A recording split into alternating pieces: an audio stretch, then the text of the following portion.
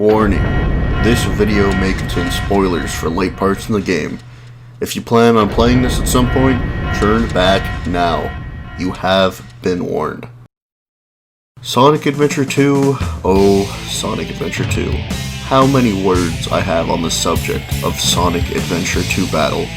Whether you like or hate the blue guy, I feel like most people should at least play one of the games from the Sonic series, and maybe this one is for you. It was, and it still is, my favorite Sonic game, even after recently playing through the story. I won't lie, there's a lot of reasons not to play this game, but I'm gonna argue that there's just as many reasons to play the game, and some of the reasons why you shouldn't are the reasons why you should. A conundrum, yeah, but you really have to decide for yourself after giving it a try. While the story is cheesy, there are definitely some interesting parts, which I'll explain later, were poorly executed through animation and some weird sound choices, though no weird sound choices from the soundtrack. That is amazing. I'd actually say it's worth watching and getting through for the laugh you'll have while watching the cutscenes. Now for the basics. So, for the most part, you'll be taking control of different characters, some from the hero side and then some from the dark side. These characters are Sonic, Tails, and Knuckles from the hero, and Eggman, Rouge, and Shadow from the dark. Each character has their opposite, Shadow being Sonic's, Eggman being Tails, and Rouge being Knuckles. Generally, each pairing plays the same with similar levels that you go through, as this time in Sonic Adventure you have more of a stage select type thing than an actual overworld, though the story is more of going through all the hero or dark stages in a row, deciding at the beginning, then choosing the other after you beat the first. Sonic and Shadow's levels are more speed-based, needing you to generally speeding through the level quicker, as staying somewhere for long can lead to death. Ultimately, going too fast will get you killed too, though. Knuckles and Rouge's are treasure hunting levels like in Sonic Adventure, needing you to get 3 pieces of the Master Emerald that had been shattered, or just straight up Chaos Emeralds at times. Then, finally, there is Tails and Eggman's levels, which have them in a mech body shooting your way through the military guns robots for one reason or other per the story, which I'll get to in a second. Occasionally there are upgrades you get for characters, varying in what they do, just like in Adventure. There's a lot more than this, but I'll explain that in the extra section. For now, on to the story. Okay, so I'm going to try and explain what happens chronologically, so if I get stuff confused, sorry. So, Eggman busts into a military base, apparently having learned that his grandfather had been working on a secret experiment, going to the base leading to a large piece of machinery that he unlocks, freeing Shadow, who he believes at first to be Sonic, saying that he'll grant Eggman one wish, showing off his power by defeating a military, heavy-armed combat walker codenamed B3X Hotshot. The next day, Rouge and Knuckles are fighting because she's trying to steal the Master Emerald, leading to Eggman coming and stealing it while they're arguing, before Knuckles realizes and shatters the emerald, Rouge being baffled why he would do this, with Knuckles explaining that he could just put the pieces back together.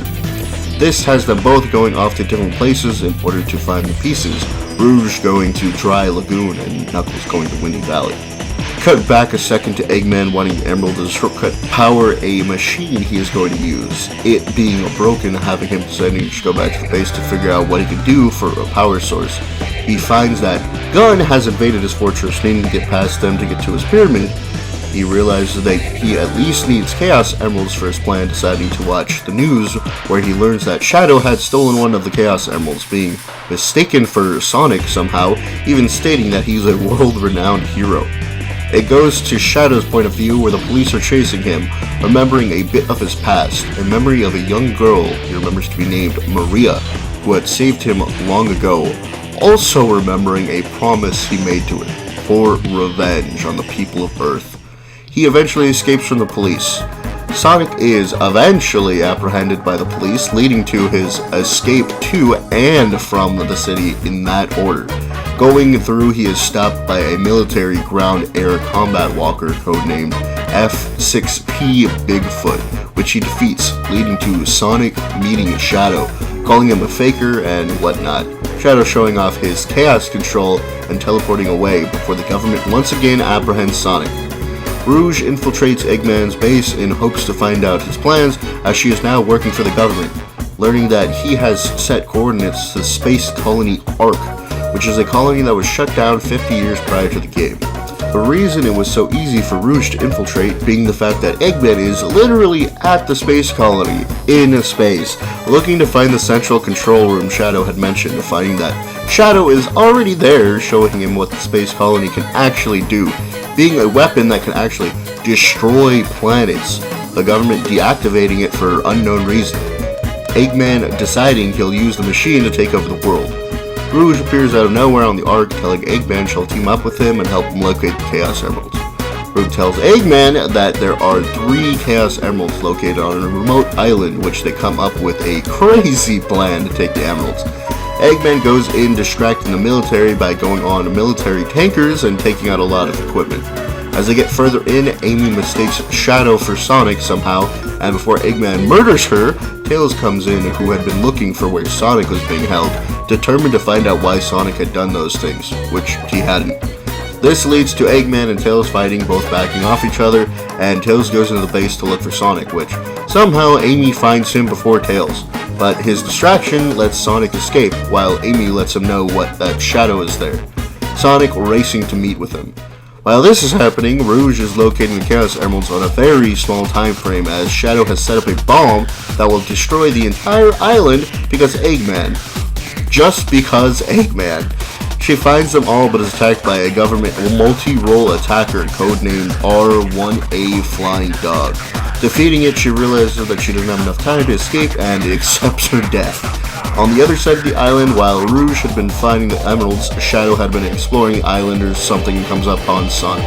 They have a fight before Eggman yells at Shadow, saying that there's a very short time before the bomb explodes, leading to Sonic's escape, and Shadow to show empathy as he uses his chaos control to save Rouge, being a tsundere saying that he had saved her just to save the emeralds.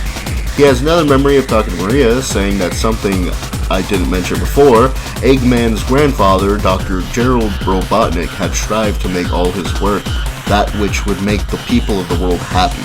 Eggman reveals his plan to the whole world, now having 6 of the 7 Chaos Emeralds. He shows the space colony's power by blowing up a part of the fucking moon and threatening the rest of the world for their cooperation, and letting him rule the world with a countdown to I don't even know, which is kind of the biggest plot hole, because if he destroys the Earth, he'll just be stranded on the colony, so I'm not sure what he expected to happen really. But before he's even able to do anything, he has to wait for the cannon to charge up, though if they had all the Chaos Emeralds, it would charge faster. They find out through a newspaper that Tails had been gifted the final Chaos Emerald, and Rouge races to find Tails back on Earth. Shadow races to catch up to Tails after Rouge loses him, but let's back up a bit. After they had gotten off the island, Sonic and Tails need to locate Eggman, so Tails races the president and takes a disc where they find out Eggman's base location and go over to Eggman's. As well, I'll mention now, the Necklace had been on adventures to reassemble the Master Emerald in 2 other locations, Pumpkin Hill and the Aquatic Mines, meeting Tails and Amy right before they went to find the president, joining their shenanigans finally. This leads to Tails infiltrating the base and Knuckles finding pieces of the Master Emerald in Eggman's base, somehow that Rouge didn't find originally, eventually fighting a giant ghost. Sonic continues further on through the base before they all finally find Eggman, who unleashes a giant pyramid robot thing on Sonic, who beats it. With its internals messed up, it then fights Eggman, who beats it. This leads to the Sonic gang getting on a spaceship that launches to the space colony, where Rouge finds some shenanigans about Shadow that we don't learn. Then she realizes there's pieces of the Master Emerald on the space colony, because the Master Emerald broke again with Knuckles, so they both go off to find pieces before fighting each other. Rouge almost dying, but Knuckles saves her, leading Rouge to give Knuckles the pieces she found, finally making the Emerald whole again. Tails goes through a bit of the space colony and they reveal their plan to give Eggman, who is still back at his pyramid base, a fake Chaos Emerald, which he sees their plan. This now leads Eggman to getting through the colony to intercept them, finding Amy at some point and taking her hostage. forcing him to hand over the Chaos Emerald, which Sonic has, telling him to stand in a specific place where it traps Sonic, Eggman revealing that he knows about their plan, then sending the tube that Sonic's in out to space where it explodes, killing Sonic. This pisses off Tails, who fights Eggman and loses. While this is happening, Rouge is going through a bunch of data on the space colony, and Shadow finds her, telling her he knows that she's working for the president. She then attempts to psych him out or something by asking if he's the real Shadow, and he just says, "Nah, I'm Shadow," who races to where Eggman is being told that he finally has the last Chaos Emerald from Tails, who had been hiding the real one. When he's almost there, he fights Sonic, who used the fake Chaos Emeralds somehow, which he used Chaos Control to teleport to safety, Sonic intercepting Shadow, in which Shadow loses. As this happens, Eggman puts the final Chaos Emerald in place, which activates Gerald Robotnik's last message as the space colony begins to hurtle towards the Earth like a meteor. So, let me just give the general backstory here, which I think makes this story kinda good. So, 50 years prior, a scientist named Gerald Robotnik had been assigned as the lead scientist for a project to develop a space colony, which he and many other scientists worked on, generally completing it before randomly the government decided to abandon the project in a very weird way by fucking murdering everyone involved. Yes, everyone who was on the Ark was murdered, even Maria, who was Gerald Robotnik's granddaughter, who had taken many trips out to the Ark to play with Shadow. She saved Shadow at the last second, sending him down to Earth in the same way Sonic was sent, but safe, I guess. But not before Shadow sees her murdered before his eyes, vowing revenge before being put to sleep in some sort of cryostasis by the government. Gerald didn't learn about his granddaughter's death until later as he was locked up, and the whole thing was covered up, saying there was an accident on the base, leading to its cancellation. He too vowed revenge on the people of the world and somehow started work on how to transition the Ark into something darker, with the Ark now being designed to hurtle towards the Earth within 30 minutes of the insertion of all Chaos Emeralds, as well as two other things. One being changing Shadow's purpose to revenge, as well as the Bio Lizards, which comes later in the story. It's not really explained how he put his work into the Ark or even what exactly he did, at least in this game. The rest of the events are told through the games Shadow the Hedgehog and Sonic Battle. This leads to everyone teaming up in an attempt to stop the Ark from destroying the planet, though there is a ginormous plot hole. Why does Eggman try to stop the Ark crashing? And my only answer is self-preservation, because he was going to blow the planet up anyway. So they all do their thing. Tails and Eggman destroy some flap hole things, Rouge and Knuckle press some buttons opening doors, and Sonic runs his way to the core, whether they are stopped by the giant Bio Lizard I mentioned earlier, which is a prototype of Shadow, technically being his big brother. A bit before this, Amy convinces Shadow to even help, as he was fully ready to watch the Earth die in revenge for Maria before he remembers her final words to help the people of the planet and help them realize their dreams. He races over to help and fights the Bio Lizard, defeating it and having Knuckles use the Master Emerald to stop the other Chaos Emeralds from working, which it does, but not before it's too late, as the Bio Lizard became one with the space colony, forcing it further to destroy the Earth. Sonic and Shadow use the power of the 7 Chaos Emeralds and become Super Sonic and Hyper Shadow, fighting the now final hazard as it hurtles through space. In one last-ditch effort, the lizard pushes, but Sonic and Shadow push back. Literally, Shadow expending all his power to keep his promise to Maria, stopping the Ark once and for all before he falls back down towards the Earth, where Sonic could have totally saved him, but nah, as he makes his way back to everyone, telling them Shadow died a hero's death, and the crew all pondered their mortality, or just how much they should cherish it, with Eggman having a weird cathartic moment saying, "Wow, my grandpa was really gonna kill the Earth, that's fucked up." Like, he wasn't also doing the exact same thing 30 minutes ago? But yeah, that's the end. The biggest pro for this game is just how much there is to do in it, with me putting in well over 100 hours in the game with, yes, 80% of those hours being in the Chow Garden, raising some immortal gods. No big deal. Generally, the story is good, though I'll talk more about that in the cons section. For the most part, the levels are fun, but vary in reasons why, as each character plays kind of differently, leading to having to learn how to play the characters in the best way possible, depending on what the level needs from you, which I will have more to say in the extra section about that. I already mentioned multiple times in different videos of the soundtrack being pretty dang good, but I'll mention it again. Listen to the godly tracks made by Jun Sonoe, Tomoyo Otani, and Kenichi Tokoi. Sorry if I mispronounced those names. Okay, while I said the story is generally good, it was executed rather poorly, with the animations, at least for the dark portions, being pretty bad. Also, the cart portions are horrible, with the drift button and the drive button being unnecessarily the same, leading to accidentally drifting through the entire course. And boy, the space sections, so much anxiety, as you don't want to lose the level halfway through, even thinking about having to start the levels over again. Dear God. The bosses are generally pretty trash as well, with the exceptions being the final two. None being too difficult, but one of the bosses can actually make itself completely invincible, needing you to just forfeit a life in order to try again. I do feel like there is a lot of fool me once, shame on you, fool me twice, shame on me though, as a lot of cheap deaths are more lessons, while there are some glitches leading you to dying, but I feel that they are usually far and in between. The first bit meaning that a lot of the game is teaching you the concepts without telling you that it's about to teach you something, leading you to use snap judgments that can lead to your death if you do it wrong, with doing it wrong again after it showed you this is how it's gonna work being your fault more than the game's. Don't get me wrong though, shit gets wild.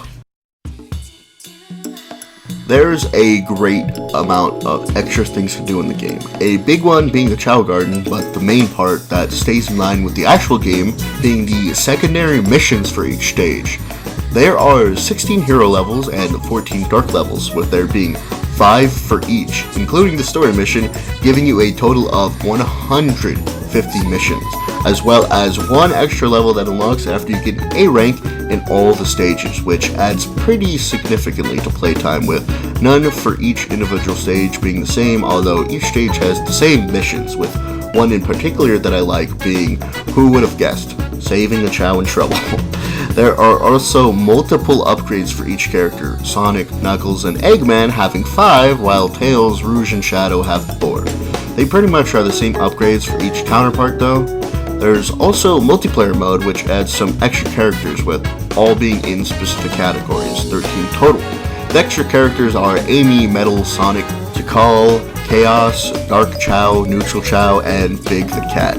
There being a couple modes such as racing, with only being able to choose the raceable characters like Sonic, Shadow, Amy, and Metal Sonic, fighting with Eggman, Tails, Neutral Chow, Dark Chow, and Big on the dark side for some reason. Then finally there is Treasure Hunt with Knuckles, Rouge, Tikal, and Chaos. Additionally, there is a boss time attack mode, as well as the shitty kart racing. You might have noticed that every single time this game comes up, I mention how good the Chow Garden is. And I'm going to use this section to talk about it. And mostly, I'm just going to gush about how good it is and my general experience. At the beginning, I mentioned that I spent a lot of my time in this place, and that's because unlike the stages, this runs on real time, with waiting real time being necessary in order to evolve and grow your Chow.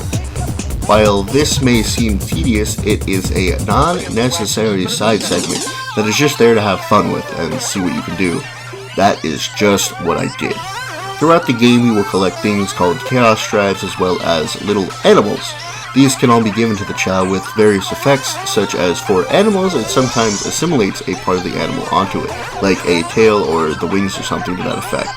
The animal will also give stat points, which increase 5 different stats: run, power, swim, fly, and stamina. The Chaos Drives just give pure stat points. In the gardens, there are natural fruit that grow, which increase stamina.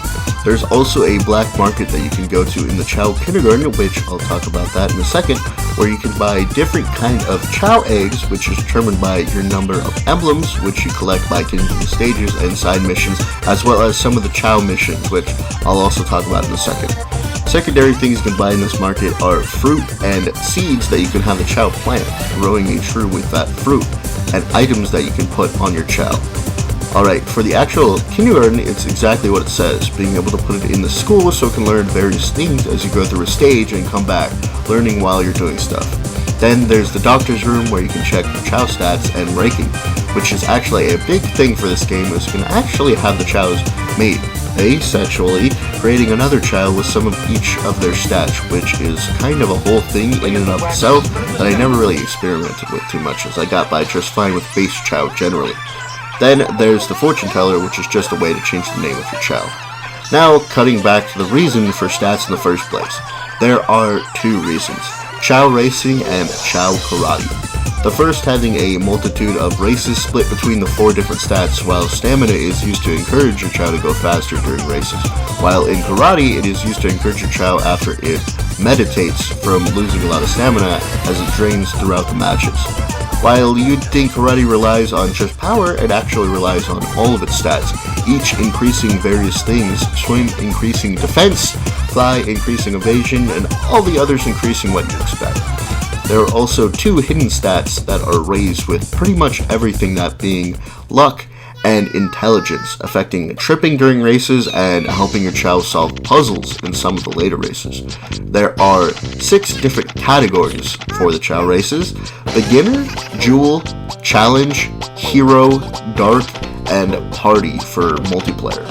Each category has a track for each of the 4 stats, and has a number of races for each stat, varying between categories. Karate is a bit simpler, with there being 4 cups: beginner, standard, expert, and a hidden super cup. Beating these races and karate tournaments will net you Chow a multitude of toys and things for the gardens, as well as emblems. Now, I haven't even gotten into evolution, which I'm actually not going to talk too much about but boy can your Chow evolve. From just evolving them by using hero characters to make a hero Chow, to using dark characters to make a dark Chow. There are many ways to evolve. Even using a hero character to mercilessly beat your Chow will actually make the Chow dark, though abusing your Chow too much can lead to it actually deciding to die, as Chow over time actually die. Yes, these cute little dudes die eventually, with the best outcome being it chooses to reincarnate depending on how you treated it through its lifetime, which I'm happy to say, a Chow has never decided to stop reincarnating on me.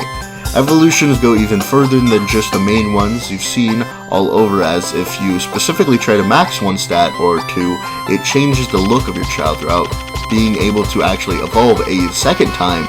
And even like I mentioned before, though it's rather hard, you can create Chaos Chow of neutral, dark, and hero that are immortal Chow that will live forever unless you start to treat it badly. Though I have a lot more to say on the Chow Garden, I'm gonna leave it here.